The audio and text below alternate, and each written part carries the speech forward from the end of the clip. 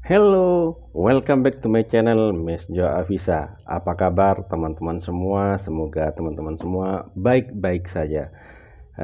Pada kesempatan kali ini saya mau berbagi informasi yang mana Menteri Pertahanan Republik Indonesia Prabowo Subianto yang insya Allah sebentar lagi akan jadi Presiden Republik Indonesia berpidato dengan nada tegas dan gagah ya.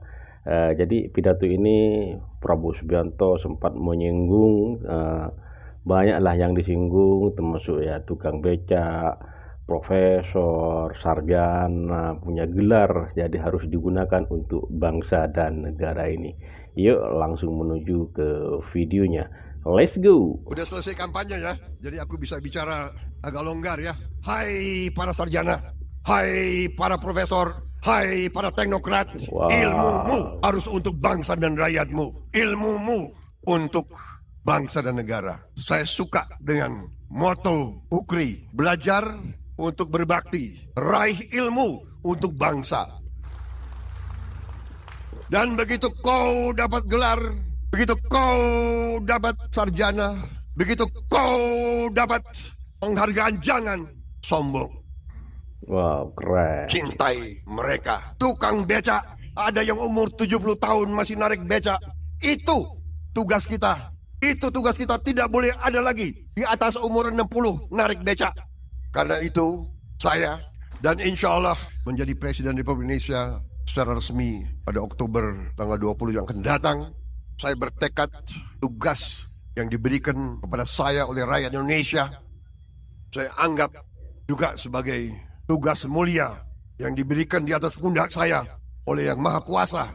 Artinya saya harus bekerja keras, sekeras-kerasnya dengan semua unsur yang bersama saya mencari putra-putri terbaik Indonesia untuk menghilangkan kemiskinan, menghilangkan kelaparan dari bumi Indonesia, mengelola kekayaan bisa dinikmati oleh seluruh rakyat Indonesia, dengan demikian membawa keadilan kepada seluruh rakyat Indonesia, dan sarana antara lain memperbaiki pendidikan Indonesia dengan sebaik-baiknya.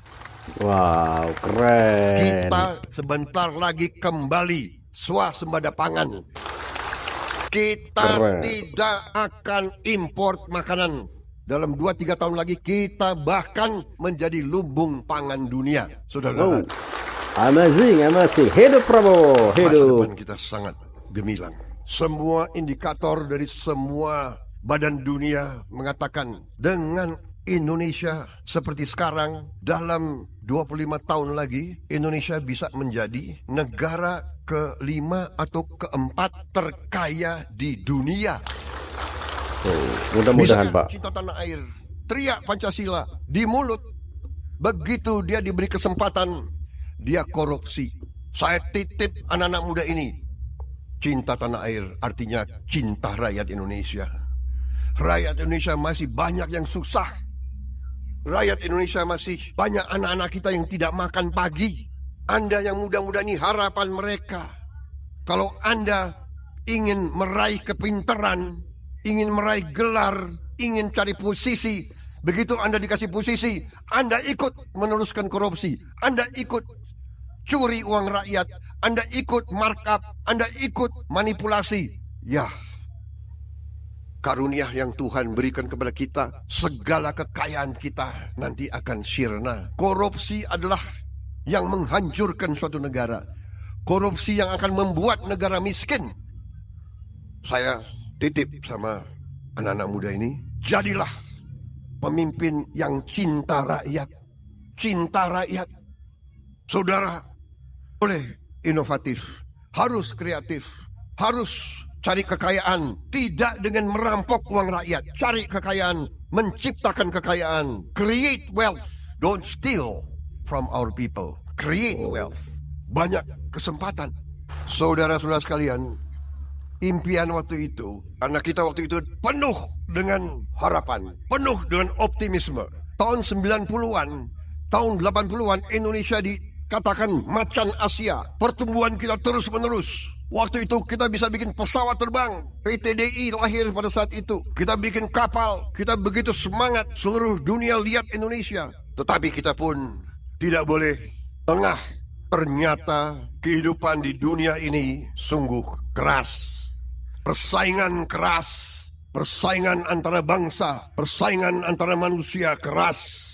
Setiap bangsa ingin hidup dengan semakmur-makmurnya. Setiap bangsa ingin menjadi yang terhebat, yang terkuat, yang terkaya. Dan demi cita-citanya itu, setiap bangsa rela, tega untuk menghambat bangsa lain. Itu adalah sejarah manusia. Sejarah manusia ribuan tahun. Jadi, saudara sarjana-sarjana yang baru lulus, guru besar, para intelektual, para akademisi, ya benar yang saya katakan dari dulu. Masa depan bangsa ditentukan oleh perguruan tinggi. Tapi kadang-kadang para akademisi hanya belajar dari satu sektor, hanya belajar dari satu segi, hanya melihat situasi dari satu aspek.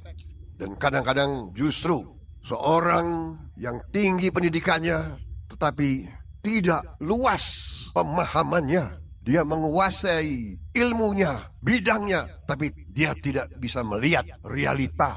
Contoh, kalau saudara belajar ilmu politik di fakultas, begitu saudara keluar lihat realita politik sebenarnya, mungkin saudara akan kaget. Realita kadang-kadang tidak sepenuhnya sesuai dengan ilmu yang ada di buku. Dan sering kita sebagai bangsa, kita kurang introspeksi, kita kurang waspada. Pemimpin-pemimpin kita, elit kita sering tidak waspada. Kita asik dengan kehidupan kita, dengan persaingan di antara kita, tidak melihat kenyataan sejarah bahwa tiap bangsa masing-masing berjuang untuk kepentingannya sendiri. Dan tiap bangsa ingin unggul bila perlu dengan mengorbankan kepentingan bangsa-bangsa lain.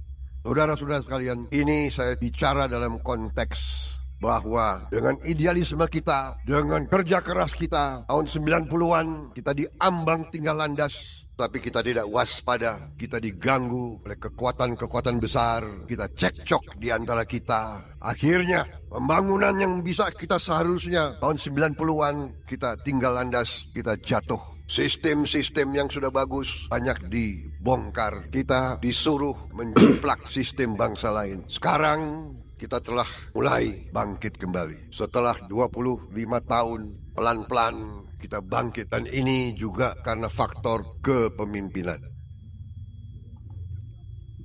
Oke, jadi itu ya teman-teman, pidato Prabowo Subianto atau Menteri Pertahanan Republik Indonesia yang menyinggung intelek Indonesia, gitu ya.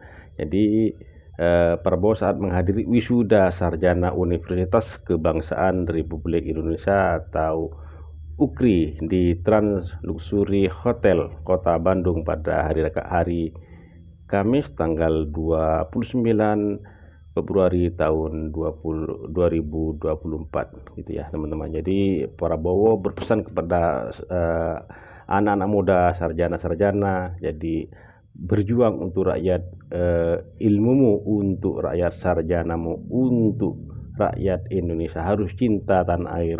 Cinta tanah air adalah sama halnya seperti cinta rakyat Indonesia. Oke, terima kasih buat teman-teman semua. Mohon maaf apabila ada kata-kata yang salah, yang kurang berkenan di hati teman-teman semua. Mohon dimaafkan karena saya sebagai manusia biasa yang tak luput dari salah dan dosa. Dan buat teman-teman yang baru menemukan channel ini, mohon dukungannya dengan cara subscribe, like, comment, and share, dan nyalakan loncengnya agar tidak ketinggalan video-video menarik lainnya. Sampai jumpa di video selanjutnya.